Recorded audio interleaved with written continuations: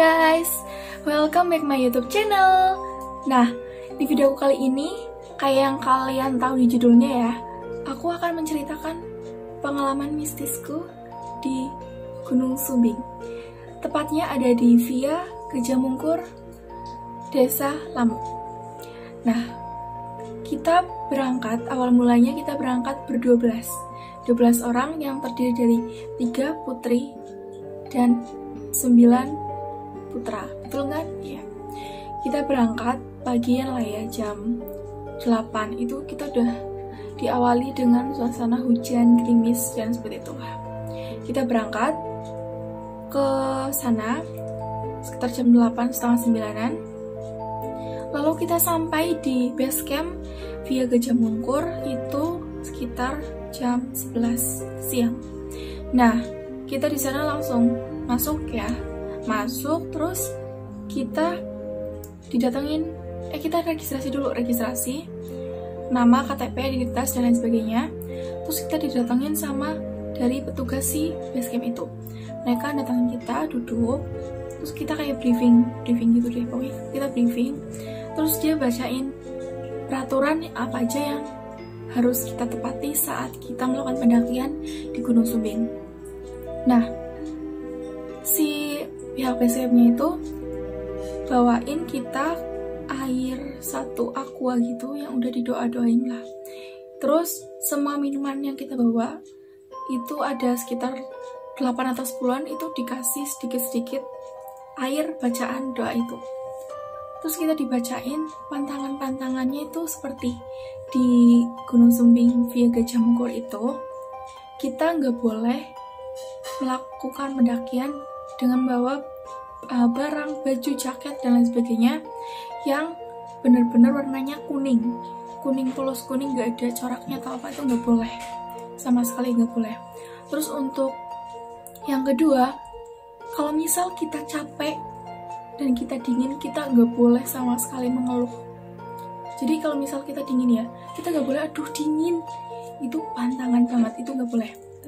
Jadi kita ya cuma kalau misal kita mau bilang dingin ke teman-teman kita kayak ngode, atau kebalikannya. Kalau di kelompokku itu kayak kalau kita mau bilang dingin, kita panas dulu, ini panas, istirahat dulu yuk, kayak gitu.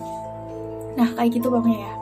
Terus yang ketiga, kita nggak boleh meludah sembarangan. Emang nggak boleh meludah, pokoknya nggak boleh meludah sama sekali. Yang keempat, di jalur larangan tertentu kita nggak boleh buang air kecil atau buang air besar. Pokoknya kita nggak boleh melakukan hal aneh-aneh lah. Nah di situ. Untuk peraturan yang lainnya itu hampir sama kayak di gunung-gunungnya lainnya ya, kayak nggak boleh bawa tisu, nggak boleh bikin jalur baru, dan lain sebagainya seperti itu. Oke, selepas dari situ udah kita zuhur ya, terus kita akan sholat dulu. Setelah sholat sekitar jam 1-an kita packing, pemeriksaan barang bawaan, terus kita siap-siap, kita berangkat. Untuk awal perjalanan dari pos 1 sampai pos 2 aku merasa aman ya. Aku dan teman-temanku yang lain merasa kayak udah kita pendakian biasa aja kayak gitu. Namun setelah pendakian dari pos 2 sampai ke pos 3, nah disitulah mulai hal-hal yang aku rasain itu mulai sedikit agak mistis ya. Mulai dari di tanjakan unta, aku masih merasa biasa aja karena berangkat kita masih siang ya guys. Jadi masih siang, jadi kita kan ngerasanya lebih ya udah sih kayak gitu kan, masih biasa aja. Terus kita selesai dari tanjakan unta itu, dari sebelumnya pos 2 aku udah bilang tuh sama yang 3 kan, 3 cewek itu namanya kan aku sendiri, terus Arina sama Laili. Nah aku tuh bilang sama mereka gini, kebetulan yang cowok 9, yang 2 di belakang, yang 7 di depan. Nah kita jadi di antara itulah ya. Aku bilang tuh sama mereka, tapi aku nggak bilang ke yang lainnya, kamu tahu melati apa enggak gitu. Itu padahal di situ fix nggak ada bunga melati, nggak ada tanaman bunga melati guys. Itu bunga-bunga bukan edelweiss juga, bunga biasa lah ya, dan itu sama sekali nggak berbau. Mulai asar, maghrib, perjalanan maghrib, nah aku di situ bilang, Rin, Mbak Eli bau melati apa enggak? Terus mereka bilang enggak loh, nggak ada bau apa-apa gitu. Terus aku merasa udah mungkin perasaanku aja ya. Terus di situ mulai dari detik itu aku udah merasa kayak ada sesuatu yang kayak ngikutin aku, ataupun yang ya pokoknya aku merasa seperti itu. Entah itu hanya feelingku aja atau emang seperti itu, tapi jujur aku agak peka sama hal-hal kayak gitu ya guys. Nah setelah sampai beberapa menit aku bilang bau melati ini itulah, temanku si Arina, emang dia itu pemula ya guys. Nah aku jadi juga maklumin juga, dia kedinginan, bener-bener kedinginan, kecapean, sampai dia tuh lemes banget.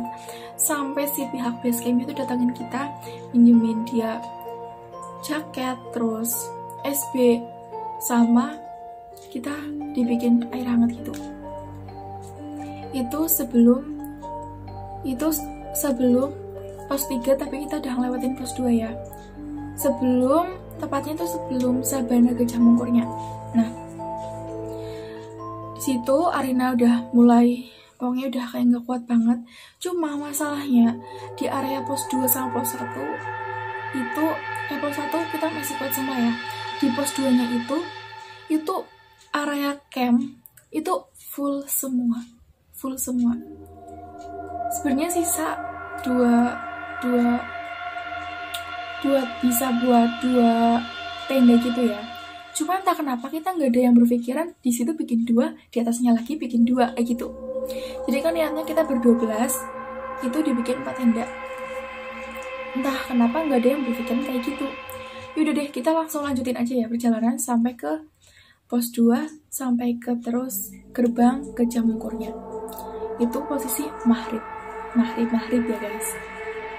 Terus kita doa deh sebelum masuk gerbangnya. Emang kita tadi dipesenin sama pihak basecampnya harus berdoa dulu. Kita berdoa, kita masuk. Di situ angin udah mulai kencang ya, udah hawa-hawanya udah mulai gitulah. Sampai akhirnya tepat di Sabana Gajah Mungkur, di pohon 1, nanti kalau ada videonya aku cantumin. Di situ Arina udah bener-bener gak kuat sama dinginnya dan sama rasa capeknya.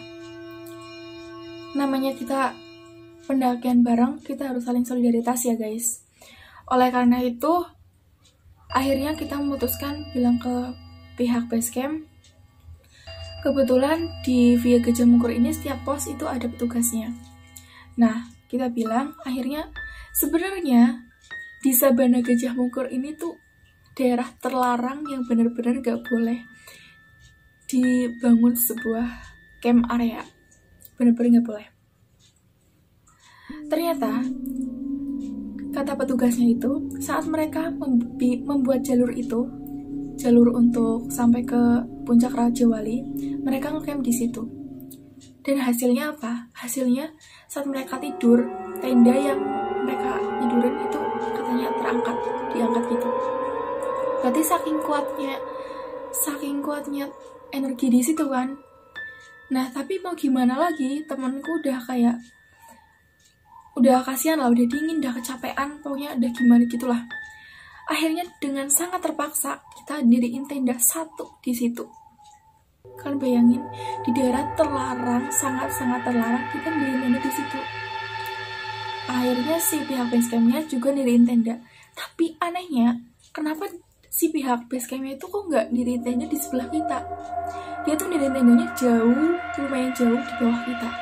Itu aku agak kayak, kalau misal mau jagain kenapa nggak di sebelah tenda kita, atau ya nggak usah jauh-jauh deh, itu tuh bener-bener jauh banget. Di situ aku udah mulai ya kayak gitu. Lanjut pendakian selanjutnya, si temanku yang kita kan berdua belas ya. Terus yang untuk nemenin Arina cewek 3 sama cowok 2. Cewek 3, cowok 2. Yaitu aku, Arina sendiri, Mbak Leli, Rian sama Faiz ya. Dan yang 7 itu langsung melakukan pendakian lagi ke pos 4. Yaitu tepatnya di Kandang Kidang ya, di situ.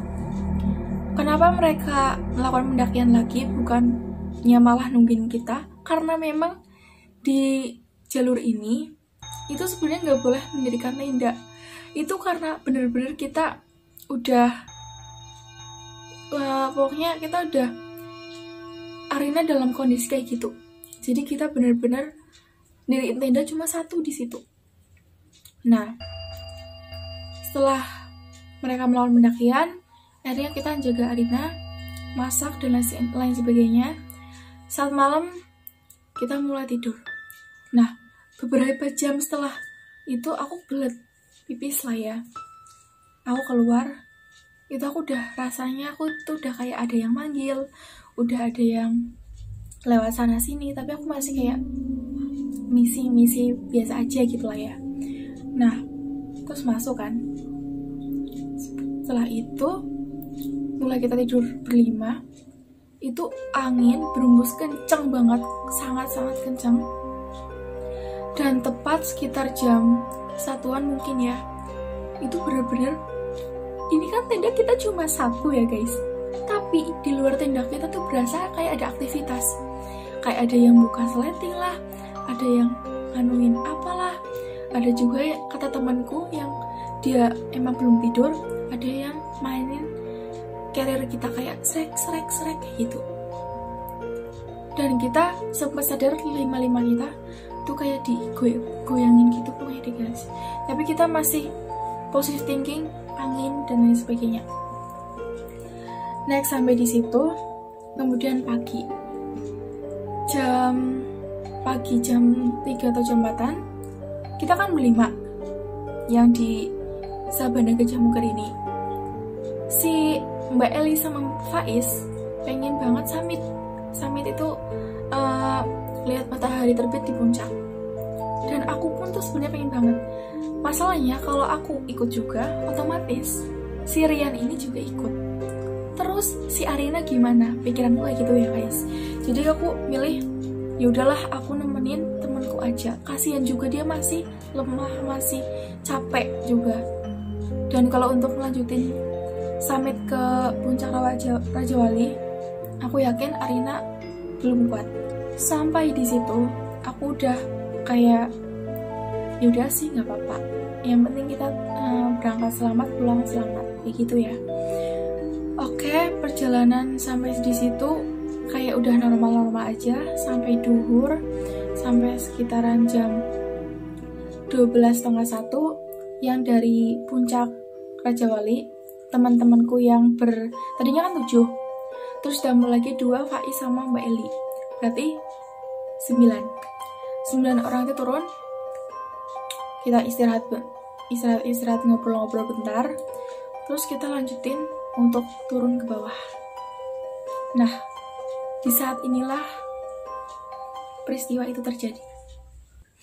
Kita turun dari pos 3, tepatnya di Gajah Mungkur itu. Semua normal, semua berjalan lancar, aku pun kayak gak ada masalah.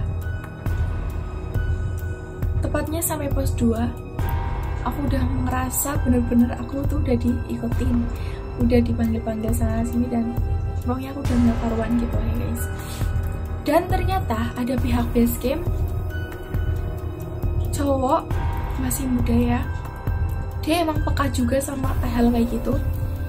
Dia tahu kalau aku tuh udah diikutin kayak gitu ya. Dia udah kayak batin ini anak sesuatu gitu lah ya. Cuma dia masih, ya udah semoga ke bapak. Aku lanjut dari pos 2 perjalanan biasa, terus sampai hampir mendekati tanjakan Unta. Di situ temanku yang namanya Rian, kakinya kayak lecet gitu. Akhirnya kita istirahat. Masalahnya yang 5 cowok itu kan kita ber-12, cowok 5 di depan duluan, kita 7 di belakang. 7 di belakang. Terus aku istirahatnya tepatnya paling depan, dan itu ya gak jauh, kayak kan lurus, belok, lurus, mereka di sini, aku dibelokkan sini.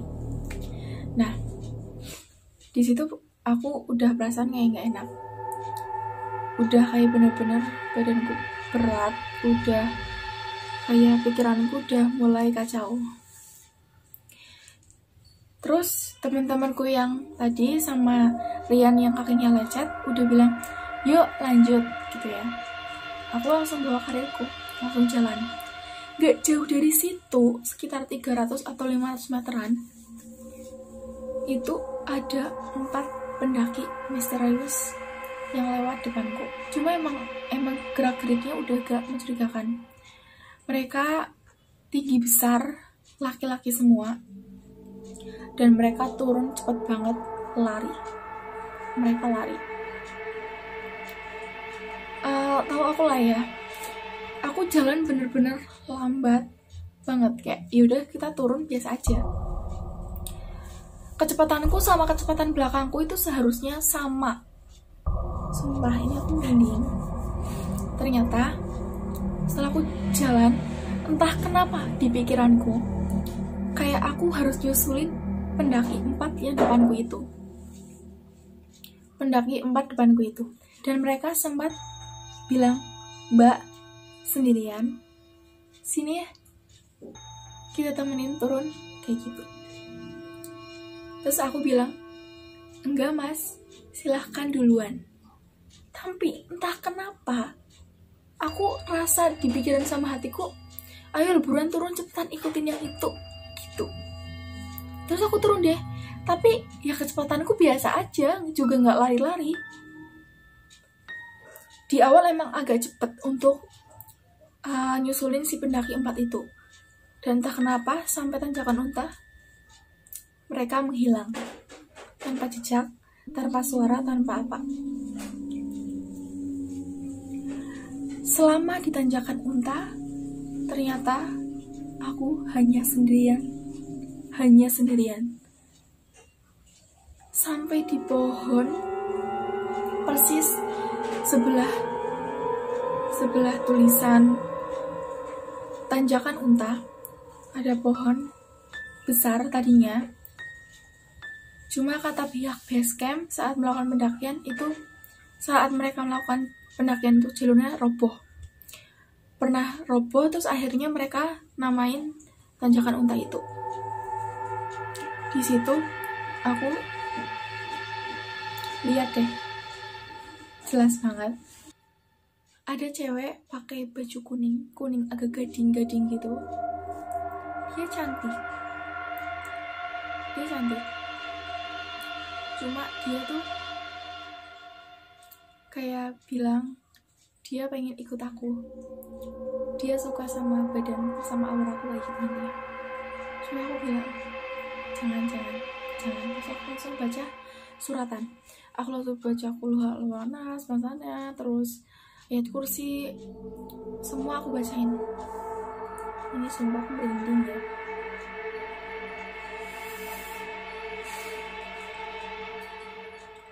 Di situ aku berhenti sejenak, sekitar 10 menit.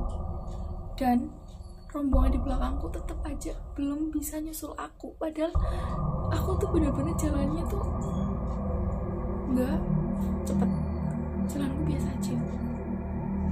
Biasanya kecepatanku tuh malah kalau sama mereka ya nyusul itu cepet. Nah, di situ aku udah ngerasa aku sendiri dan aku merasa ada sesuatu yang ganjil. Aku terus diikutin, namaku dipanggil-panggil kayak gini. Anggi, sini. Anggi, sini. Ayo ikut.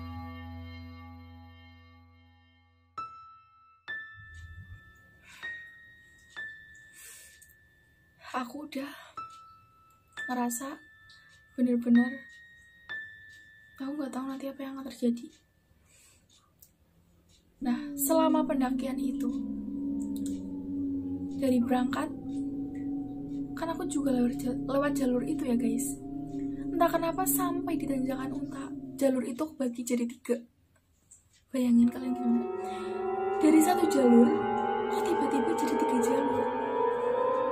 Aku bener-bener ngerasa, ini aku lagi dijebak, ini aku lagi diselongin. Aku kejepit mataku, terus aku baca ayat kursi.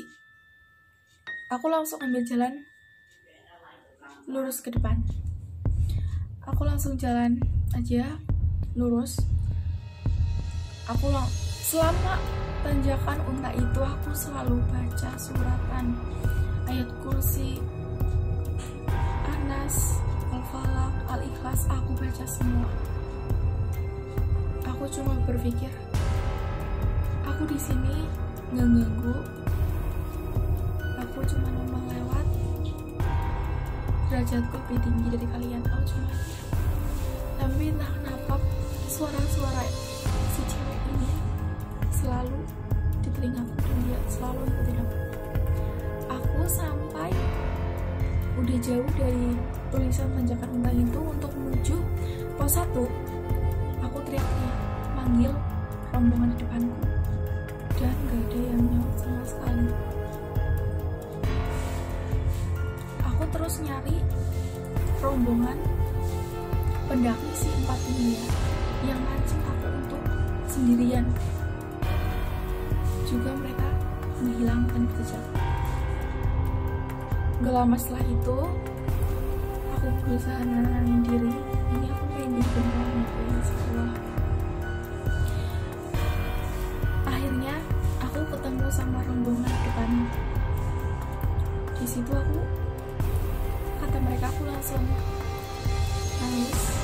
Aku udah nangis, terus aku udah ngeluh kalau aku diikutin, tapi mereka masih kayak cuek, kayak dikira cuma halusinasiku aja gitu lah ya. Sampai di situ akhirnya aku jalan sama rombonganku, terus lewatin pos 1, lurus ada pos 1, aku belok terus ke jalan turun. Di situ kakiku ditarik sama si cewek ini karena dia marah aku nggak mau ikut dan dia juga gak boleh ikut sama aku. Aku di situ sama leadernya itu namanya Mas Taufik.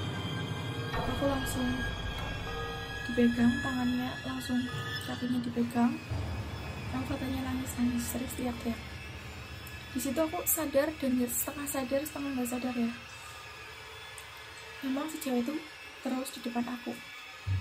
Di situ aku masih teriak-teriak histeris sampai Kak Taufik ini tuh hubungin pihak base camp, hubungin teman-temanku yang di belakang dan lain sebagainya. Bener-bener jadi yang bisa dihubungin.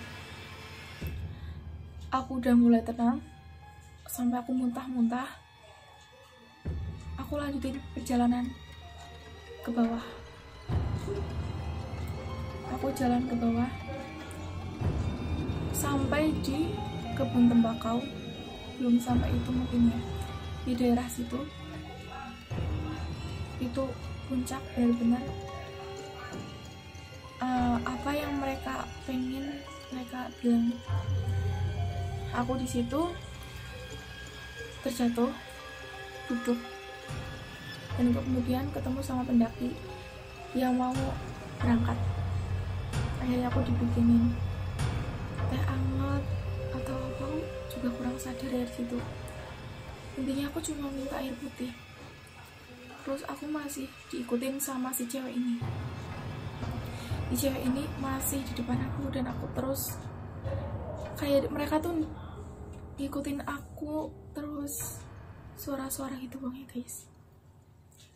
Dan anehnya lagi ya, kalian tahu yang tadi aku bilang, si si pihak base camp yang di pos 2 tiba-tiba datang sampai situ. Padahal jarak dari pos 2 sampai pos 1 tuh jauh. Tiba-tiba datang. Terus mereka nolongin aku. Mereka ambilin aku motor, terus langsung bawa aku ke base camp. Disitulah aku merasa udah aku aman, aku selamat. Dan aku di situ udah mulai berpikiran positif. Setelah semua rekanku turun semua, mereka dijemput dan mereka sampai base camp. Kita udah tenang semua, aku juga udah berusaha ngelupain masalah itu. Aku mandi dan sebagainya. Dari pihak base campnya hampirin aku. Dia tanya, "Mbak, kenapa tadi ada yang gangguin gitu ya?" Intinya kayak gitu. Aku cerita tadi di sini gini. Terus si mas base camp yang nolongin aku itu, yang nganterin aku sampai dari kebun tembakau itu sampai base camp, dia cerita gini, "Iya Mbak, sebenarnya dari tadi kan saya di pos 2, saya udah ngeliat Mbak itu agak beda. Emang Mbak lagi diikutin, cuma sama saya udah berusaha saya tutup." Tuh, berarti emang bukan firasatku aja, karena orang itu peka sama kayak gitu, dia lihat kayak gitu. Di situ aku mulai, "Iya Mas, emang aku juga ngerasanya di situ udah ada, cuma aku masih bisa kontrol." Cuma saat sampai tanjakan unta, benar-benar aku baru menyimpulkan bahwa 4 pendaki itu gak ada. Aku terus nanyakan sama depanku yang sebelum aku, kan tanjakan unta, temanku yang di depan. Aku nanya, "Mas, tadi ada yang dahuluin enggak? Laki-laki tinggi besar 4, kayak pendaki besar, pendaki porter gitulah pokoknya." Mereka bilang, "Nggak ada loh, nggak ada siapa-siapa yang lewatin," kayak gitu. Belakangku ya kamu. Terus aku berpikir, lah yang tadi siapa? Nah, sampai di situ barulah dari si pihak base camp itu menceritakan kejadiannya. Sebenarnya di situ yang pada saat pembentukan jalur itu, yang mereka ngecamp terus mereka diangkat, terus mereka yang pada saat di Gajah Mungkur itu dipanggil-panggil sama orang di atasnya untuk kasih minum. Terus pada saat mereka sampai ke atas, ternyata nggak ada orang. Terus ada gegak, ada pokoknya banyak. Di situ aku menyimpulkan, emang iya yang menjerumuskan aku untuk menjadi aku sendirian di jalur itu, emang si 4 pendaki itu, dan akhirnya aku diikutin sama si perempuan cantik ini. Aku terus cuma berusaha nenangin diri, bismillah, berdoa dan sebagainya. Di situ aku terus suruh minum air doa-doa gitu yang tadi buat berangkat sama pihak base camp itu. Terus kita selesai bersih-bersih sekitar maghrib kita pulang. Dan anehnya lagi, waktu di jalan, biasanya kalian tahu kan, berangkat sama pulang itu jauhan, berasa jauhan berangkat. Tapi pada saat pulang, bener-bener tuh kayak jalannya itu terus dan gak sampai-sampai. Tapi untungnya alhamdulillah sekitar jam 9:30 malam kita udah sampai Kebumen, kita udah sampai di rumah Taufik. Di situ kita berpisah, terus kita kembali ke rumah masing-masing. Nah, mungkin segitu aja cerita pengalaman mistisku pada saat pendakian di Gunung Sumbing via Gajah Mungkur kemarin. Di video kali ini aku bener-bener gak buat bikin kalian takut atau bikin kalian yang mau daki ke sana jadi nggak jadi. Please kalian kalau mau daki silahkan daki aja, tapi tetap hormat sama lingkungan yang akan kalian daki. Jangan lakukan larangan-larangan yang udah ditetapkan sama petugas di sana. Terus pokoknya kalian jangan kapok untuk daki, untuk yang suka daki ya, karena view-nya emang bagus banget di sana. Terus pihak petugas base camp-nya tuh bener-bener baik-baik semua. Terima kasih buat semua petugas dan semua rekan-rekan yang kemarin udah ikut serta nolong dan doain aku ya. Itu benar-benar jadi pengalaman yang bisa aku ceritain ke kalian, bisa buat aku pengalaman pribadi, dan itu benar-benar gak akan terlupakan. Oke guys, nah sekian aja video cerita mistisku kali ini. Kalau kalian suka sama videonya, jangan lupa kalian like, jangan lupa kalian komen di bawah, dan yang belum subscribe silahkan kalian langsung aja subscribe dan nyalain lonceng notifikasinya agar kalian gak ketinggalan sama video aku selanjutnya. See you guys.